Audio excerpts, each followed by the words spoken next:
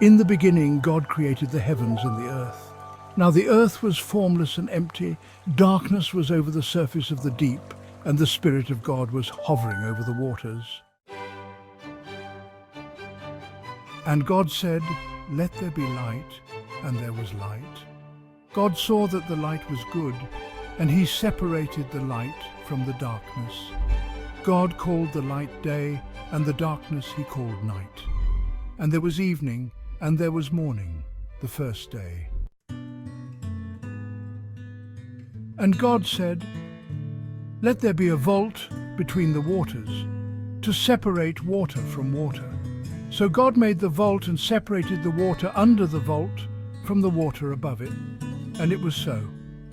God called the vault sky, and there was evening, and there was morning, the second day. And God said, "Let the water under the sky be gathered to one place, and let dry ground appear." And it was so.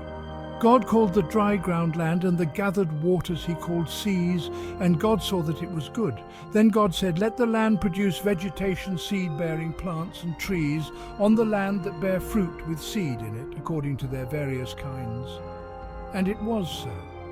The land produced vegetation, plants bearing seed according to their kinds, and trees bearing fruit with seed in it according to their kinds. And God saw that it was good. And there was evening, and there was morning, the third day. And God said, "Let there be lights in the vault of the sky to separate the day from the night, and let them serve as signs to mark sacred times, and days and years, and let them be lights in the vault of the sky to give light on the earth." And it was so. God made two great lights, the greater light to govern the day, and the lesser light to govern the night. He also made the stars. God set them in the vault of the sky to give light on the earth, to govern the day and the night, and to separate light from darkness. And God saw that it was good, and there was evening, and there was morning, the fourth day. And God said, "Let the water teem with living creatures, and let birds fly above the earth across the vault of the sky." So God created the great creatures of the sea, and every living thing with which the water teems and that moves about in it, according to their kinds, and every winged bird according to its kind. And God saw that it was good. God blessed them and said, "Be fruitful and increase in number, and fill the water in the seas, and let the birds increase on the earth." And there was evening, and there was morning, the fifth day. 24. And God said, "Let the land produce living creatures according to their kinds, the livestock, the creatures that move along the ground, and the wild animals, each according to its kind." And it was so. 25. God made the wild animals according to their kinds, the livestock according to their kinds, and all the creatures that move along the ground according to their kinds.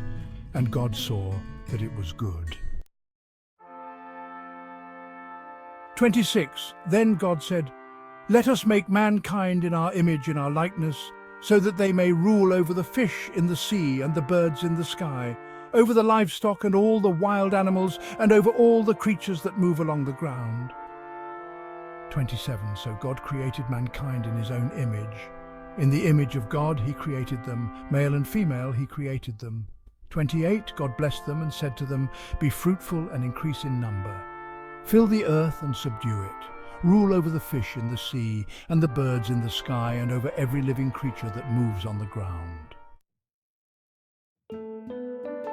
29. Then God said, "I give you every seed-bearing plant on the face of the whole earth, and every tree that has fruit with seed in it. They will be yours for food. 30. And to all the beasts of the earth, and all the birds in the sky, and all the creatures that move along the ground, everything that has the breath of life in it, I give every green plant for food." And it was so. 31. God saw all that he had made, and it was very good. And there was evening, and there was morning, the sixth day.